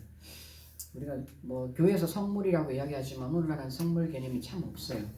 그래서 집에서 쓰는데 버리기는 아깝고 교회는 유행할 것 같아서 교회 갖다 놓죠. 원래 교회는 굉장히 거룩하고 좋은 최상의 것을 가져와야 되는데 우리 개념은 성전이라고 이야기는 하지만 사실은 교회에서 그런 걸 사용하고 있더라. 그런데 바쳐진 것은 다 거룩한 것이다 라고 생각이 됩니다. 바쳐질 때도 성별 의식을 행하죠. 그건 거룩한 것이 됩니다. 거룩한 제물, 초태생하고 소원물, 그 다음에 거룩한 시간, 안식일과 절기들이 나옵니다. 초태생 소원물이라고 하는 건 사실 기력의 시작이라고 해서 이 시작은 하나님의 것입니다. 그래서 하나님에 속한 것이라고 줄이지만 여러분 농사를 지어본 사람 누구나 알죠. 천물이 좋습니까? 한물에 있을 때 과일이 좋습니까? 천물이 좋지 않습니다. 사실. 한물에 드는 게 뭐 고추를 따다가 첫 고추를 따고 그 다음에 한물 들어야 제일 좋은 고추가 나오는 상품이 두 번째 정도입니다. 네. 둘째가 좋다. 네. 이게 상징적인 겁니다. 이게 하나님의 것이라고 그런데 드리는 거. 나시린 같은 경우 보면은 가장 온전한 상태라 그러면 하나님이 주신 내추럴한 상태. 머리를 기르죠. 머리를 기르고 뭐 하는 그런 하는 게 받쳐질 때 독주를 금하고 제정신 맨정신에 이승에 있는 상태. 그리고 사체를 보지 않고 부정은 가장 금한 것이기 때문에 보면은 엘리사 이야기 보면은 대머리야 올라가라 이런 이야기 나오죠. 엘리사한테. 원래 이집트의 제사장들은 머리를 다 깎습니다. 정결할 때문에 그 사람들 굉장히 깨끗한 거 신경 많이 써요. 이틀에 한 번씩 이렇게 물 뒤집어서서 목욕을 해야 되고 제사장은 항상 수염을 다 깎아야 돼요. 엘리사한테 대머리에 올라가라 그러면 얼마나 기분 나쁠까요? 나는 여호와 하나님을 섬기는 사람인데 저 이방 제사장처럼 취급된다고. 그래서 엘리사가 왜 머리가 나지 않았는지 그 궁금한 이야기고. 이제 머리 때문에 생겨난 문제가 하나 있습니다. 교회에서의 중요한 문제. 동서 교회를 가를 때 중요한 문제 중에 하나였어요. 로마 가톨릭 사람들은 다 로마 계열의 사람이고 그 사람들은 다 수염 깎습니다. 그 동방교회 사람들은 수염 안 깎습니다. 왜 안 깎을까요? 저희 얘기했잖아요. 여기 나시리. 머리. 그렇죠. 머리에 자라는 모든 것은 자연스럽게 자라나야 되고 수염도 자연스럽게 자라나야 돼요. 하나님이 은혜로 주신 건데 놔둬야 되는데 이걸 잘라버리는 건 그렇지 않다. 다른 사람은 다를 수 있지만 하나님께 드려진 사람들은 자르지 말아야 된다. 이게 교회사의 논쟁이 됩니다. 니키아 공예인가 거기 보면 하나 항목 중에 제사 사제가 수염을 길어야 될 거야 말아야 될 거야 라는 것도 나옵니다. 여러분에게는 아무것도 아니지만 굉장히 중요한 거예요. 하나님을 예배 시간에는 그 사람은 그 사람이 아니에요. 그 사람은 하나님을 대표하는 사람이에요. 사람 앞에 예배 시간만큼. 그래서 그의 어떤 모든 행동이나 그런 거에 있어서 상징성이 부여됐어요. 신학적인 의미가. 자, 거룩은 적합한 질서와 관련이 있다. 거룩하고 온전하고 흠이 없는 건전한 상태를 의미한다. 속됨은 일상적인 모든 영역, 반드시 죄와 연결된 것은 아니다. 12장에 이제 사람의 정결의식, 출산과 유출병, 질병이 있습니다. 출산에 수반되는 산열, 몸에서 유출물이 나온다는 것은 온전하지 못한 것으로 간주되어 있다. 죄송합니다. 몸에서 생명의 근본을 이루는 피가 나오므로 생명에 위협될 뿐 아니라 신체에 심각한 결과를 초래한다. 왜 아들을 낳았을 때보다 딸을 낳았을 때 부정한 기간이 2배가 되는가? 여자는 더 부정하기 때문에 이렇게 생각할 수도 있겠죠. 하지만 계산적으로 보면 남아 출생은 7일 부정하고 33일이 지나야 산혈이 정결되고 40일이 지나야 성물에 접근하고 성소에 취입할 수가 있습니다. 그렇지만 여아를 출산할 경우 14일 동안 부정하고 62일이 지나야 산혈이 정결하고 80일이 지나야 성물과 성소에 접근할 수가 있어요. 그리고 반상의 구분, 뭐 이렇게 남존 여비 이런 사상에 비춰서 성경을 읽어보면 다 상당히 서럽죠.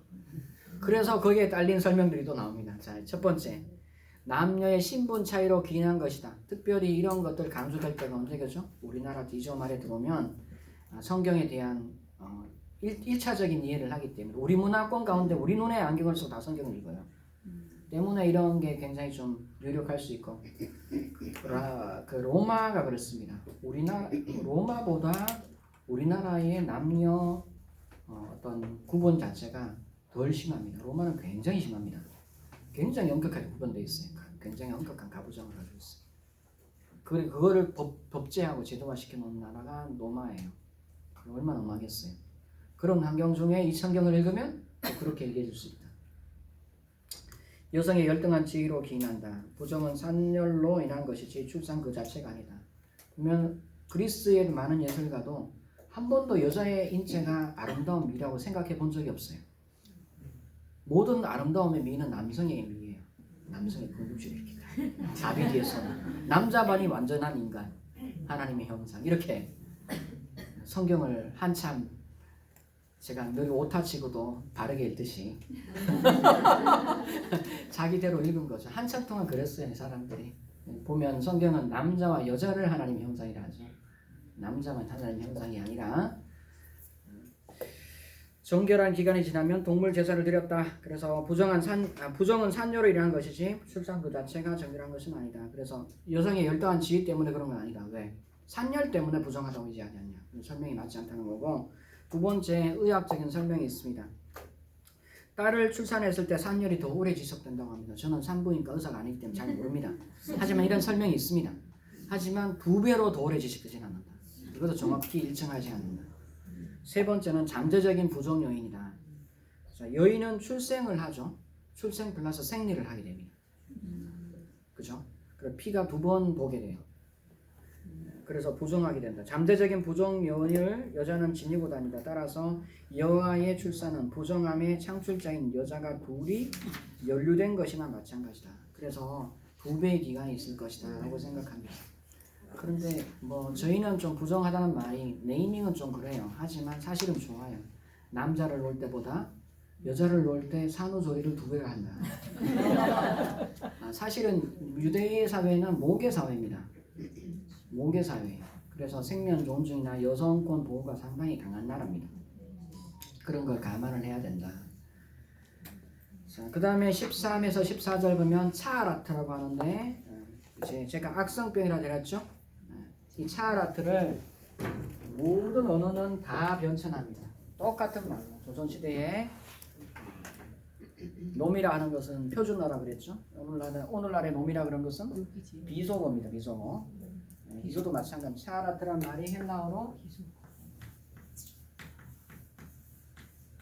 레프로스예요. 레프로스. 이게 옛날에 원래 만들어질 때는 모든 피부병 종류 중에 악성을 레프로스라고 했어요. 그럼 나중 되면 이게 뭐가 되냐면 영어에서 레프로스라고 하면 이건 100% 문둥병, 한센병입니다. 언어의 의미가 달라져요. 확산되거나 축소되거나 다르게 사용돼요. 그래서 결과적으로 우리 성경 모든 것은 다 문둥병이라고 되어 있다. 요즘 문둥병이라 그러면 좀 그러니까 한센병이라고 이야기를 합니다. 고칠 수 있는 병이라고. 그리고 전염성이 상당히 낮다라는 것도 이제 밝혀진 바입니다. 문둥병이라고 하면 집도 문둥병이 들고 옷도 문둥병이 들어. 이게 말이 안 되잖아요. 그래 회복이 됩니다. 이게 문둥병이 아니라 당시 이제 사막과 건조한 지역에 생겨날 수 있는 악성병, 악성 피부병이다. 진균병 뭐 이런 것들이 문둥병으로 되고 당시에 진단은 누가 한다? 제사장이 한다. 그리고 로마 시대 되어서야 머리 깎는 것도 원래 의사가 하는 거였어요. 신체에 관련된 거는 로마 시대 되어서야 이발사가 나옵니다.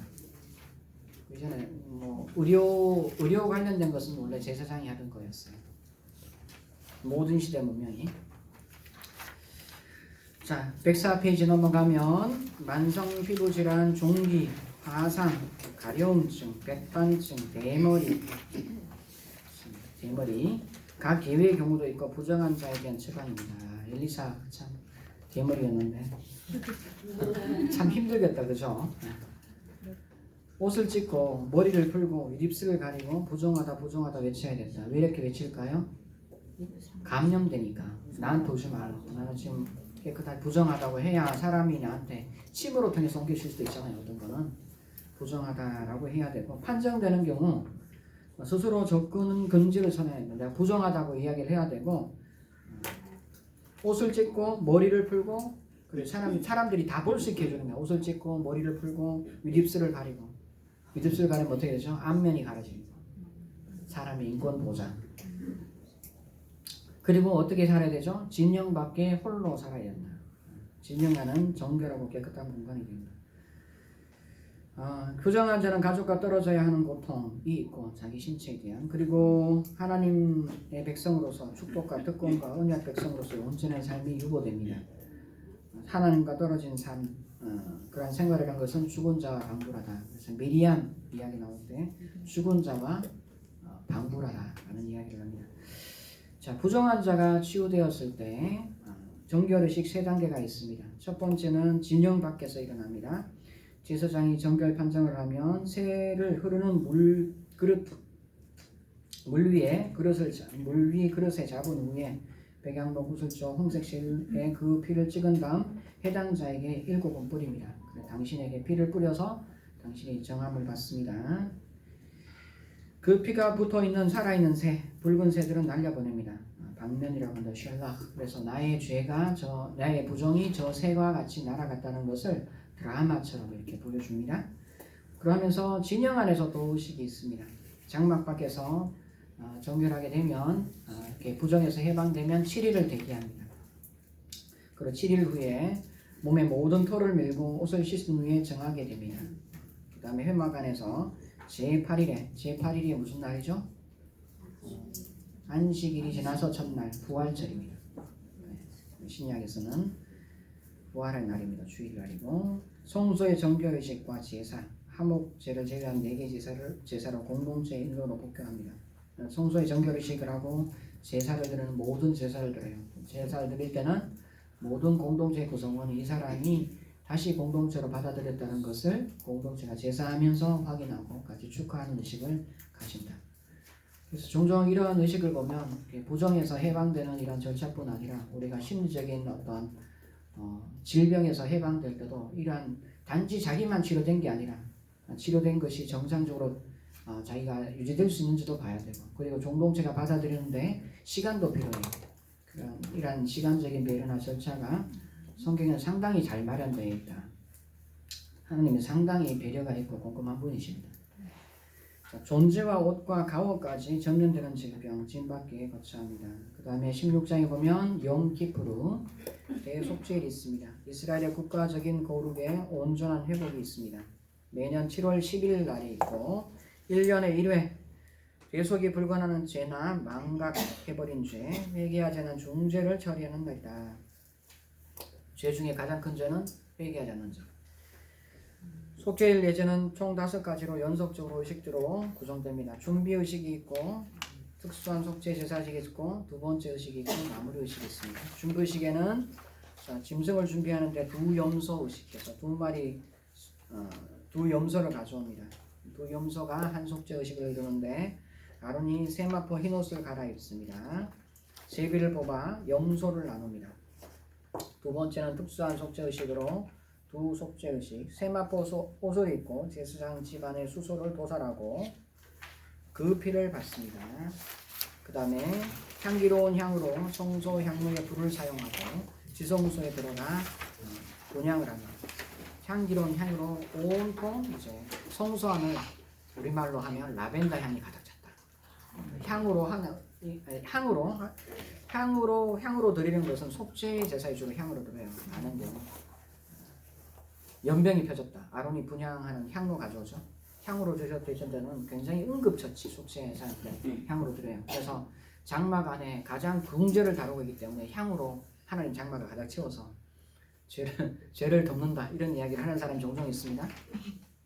향기로운 향으로 성소의 향불로 향을 사용합니다. 지성소에 들어갑니다. 그리고 수소의 피를 법궤 위에 뿌립니다. 그리고 수dom소를 도살하고 그 피를 법궤 위에 뿌립니다. 그 다음에 수소와 염소의 피, 향단주병과 향단불에 뿌리고 바르고 두 피를 섞어서 제단에 뿌립니다. 두 번째는 아사셀 염소식이라고 합니다. 수dom소 위에 두 손에 안수하고 백성의 죄를 전가하여 광야로 내보냅니다. 광야로 내본 이 아사셀 염소 첫 번째 의식에는 제사장이 자기 가문이 범한 죄에 대해서 속죄하는 의식이고, 제사장 자체가. 그 다음에 아사셀 염소 의식은 이제 백성의 죄를 위해서, 백성의 죄를 도말하기 위해서 지어지는 의식이에요. 도말한 염소가 돌아오면 될까요? 안 될까요? 안 돼요. 돌아오면 안 돼요. 광야에 보내라는 것은 이제 돌아오면 안 된다는데 돌아올 수 없게 만들어야 되죠. 그래서 보통 이제 데려가는 사람이 절벽이나 가파른 산에서 떨어뜨려서 못 돌아오게 만들어요. 그게 이제 1년에 한 차례 있던 아사셀 염소식입니다. 세마포 옷을 벗고 대제사장의 복수를 입는다. 이제 보면 앞에서는 속죄 의식, 그리스도의 지상적인 의식, 뒤에서는 이제 그리스도의 전상적인 의식, 이렇게 사람들이 이제 기독론적으로 연결해서 해석하는 사람도 있습니다. 이제 제사장의 화려한 의복, 왕적인 의복을 가지고 있죠. 그 의복으로 갈아입습니다. 두 번째 색은 제사장 복장으로 하는데 두 양의 번제를 연속해서 드리고 속죄 짐승의 기름을 번제물 위에 태웁니다. 자, 마무리 의식, 아사셀 염소를 보낸 자, 옷을 빨고 몸을 씻고 진영에 들어옵니다. 속죄제 짐승의 남은 부위를 진영 밖에 태웁니다. 불태운 자, 그리고 옷을 빨고 몸을 씻고 진영 아래 들어옵니다. 지성소 회막 제단이 속죄되고 제사장들과 백성이 속죄됩니다. 자, 여기 보면은 역교차 대칭 구조로 아래 보면은 대속죄를 중심으로 레위기 전체가 편성되어 있다. 대속죄의 의식에 중요한 세 의식이 있는데, 대제사장은 자신과 백성들을 대신하여 특별한 속죄 제물을 드린다. 속죄, 그리고 속죄향 의식에서 아사셀 양, 그리고 모든 사람이 이날은 금식한다. 특징이 있습니다. 레위기 17장에서 26장까지 성결법입니다. 너희는 거룩하라, 나 여호와 하나님이 거룩함이라 합니다. 17장에서 26장 사이에 이 문구가 계속해서 반복되는데 거룩하라라고 하기 때문에 사람들은 신성법전이라고 거룩할 성자 써서 성결법이라고 해요. 성결법. 앞에 있는 11장에서 15장은 정부정을 다루는 정결법이고 이건 성결법이라고 합니다. 창세기에서 여호수아까지 거룩이 6번 사용되는데 레위기 성결법 내에서만 47회 사용됩니다. 굉장히 많이 사용되죠. 쭉 넘어가 보고요. 읽어보시고 그 다음에 107페이지 넘어가면 여호와의 절기들이 나옵니다. 이것만 하고 마무리하겠습니다. 자, 6월절, 무교절, 초실절, 오순절, 나팔절, 속죄절, 초막절이 있습니다. 6월절 보면 니산월에 있고요. 니산월 14일에 있습니다. 14일이었고 6월은 원래 과월절이라고 합니다. 우리말로 하면 음력으로 해가 바뀔 때를 뜻하는 말입니다. 뜻하는 말. 그리고 6월절이 기점으로 해서 뭐가 되냐면 무교절이 일주일 동안 진행됩니다. 그래서 무교절이 있고 6월절이 있고 무교절이 있습니다. 그 다음에 무교절이 끝나고 이제 초실절이 시작되고 초실절이 들어가고 칠칠이 49 77절이라 하는데 49가 끝나고 그 다음 8일째 오순절이 이어집니다. 그 다음 10월 1일에는 나팔절 7월 10일에는 속죄일 그 다음에 속죄일이 끝나면 초막절 또는 장막절 수장절이라고 이야기를 합니다. 여러 절기가 있다는 것은 이제 가월절이라고 하기도 하고 6월절이라고 하기도 합니다. 그죠? 무교절이라는 게 있습니다. 6월절하고 무교절은 겹쳐 있어요. 절기가 6월절은 한 날이고 무교절은 최소한 한 일주일 정도가 됩니다.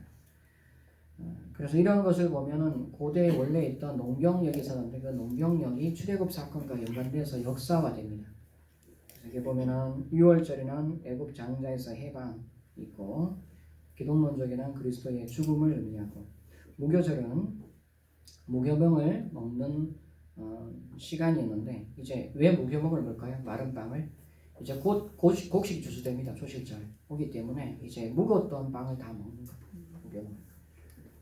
원래는 그랬는데 이제 출애굽기의 역사화되기는 빵을 불릴 시간이 없어서 출애굽할 때 누룩을 넣어서 빵을 불릴 시간이 없어서 급히 나와야 되기 때문에 그 급히 나온 날을 비발효된 빵을 먹는 날로 출애굽을 기념합니다. 그래서 원래 있던 절기가 농경력으로 변화됩니다.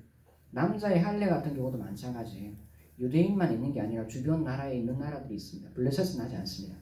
헬라 사람들도 하지만 주변 나라에 있는 관습을 가지고 그것을 하나님께서 행한 역사로 재문화시킵니다. 소실절 보리의 첫 다발을 들고 바로 예수 그리스도의 부활을 설명을 합니다. 그래서 6월절, 무교절, 초실절 거의 같이 일어나죠, 그죠? 그 다음에 오순절이 있습니다. 실질이 49. 그래서 초실절은 보리의 첫 다발을 드리고 오순절은 성령 강림일과 동일한 날이고 율법을 받던 날이고 밀추수를 하는 날입니다. 초실절에 보리의 첫 다발을 드리고 밀추수를 하는 날. 초실절에 와서 오순절까지 머물렀던 사람들이 있습니다. 룻기 보면 룻이 도착했을 때 보리추수 시작됐고 밀추수하는 날까지 있죠. 보아스 밭에.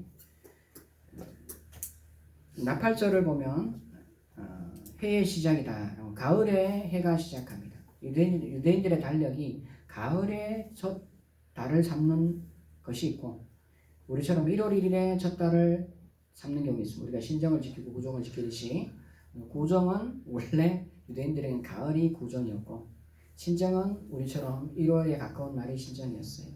신정을 시작한 것은 무슨 날이다? 6월절 이런 거 보면은 해가 바뀌는 날이거든요. 이 관습 자체는 굉장히 명칭이나 관습 자체는 페르시아적이다. 페르시아는 이렇게 우리말로 하면 1월을 자기의 어떤 새의 시작으로 삼고 원래 유대인들의 농경력은 7월을 볼의 해의 시작으로 삼아요. 달력이 두 개가 들어가 있어요.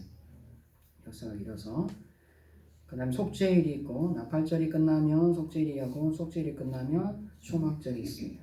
보면은 나팔절은 새해 첫날이고 그래서 안식일이고 속죄일은 죄를 덮으시고 초막절은 약속의 땅 여행을 재현하고 있다라고 하는데 이렇게 생각해 볼 수가 있겠습니다. 이게 시간이 다 되었기 때문에 여기서 레위기 마무리하고 다음 주에는 과제 학습으로 이제 문수기를 좀 하도록 하겠습니다. 뒤에 보면 레위기 남해석에서 레위기 25장의 희년과 해석적인 부분이 있는데 희년에 관련된 약간의 내용을 좀 적어봤어요. 여러분 한번 읽어보면 굉장히 유익하리라고 생각됩니다. 자, 경청해 주셔서 감사드리고 다음 주에 과제 학습 수업 잘 하시기 바라고 그 다음 주에 모두가 없는 학기 마무리 볼 수 있도록 노력해 주시기 바랍니다. 감사합니다.